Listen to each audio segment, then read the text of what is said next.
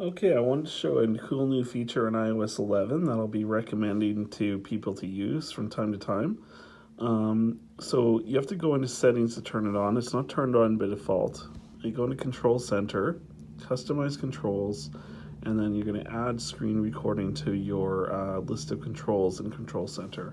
Okay, so now if I exit Settings and then bring up Control Center, you're going to see this new icon here, and all I have to do is tap it in order to turn on screen recording. You see it's counting down there. So now it's recording. So if I go into an app, this is all being recorded, everything I do. And then that's basically all there is to it. When I am done, I just hit the red at the top and I'm done screen recording.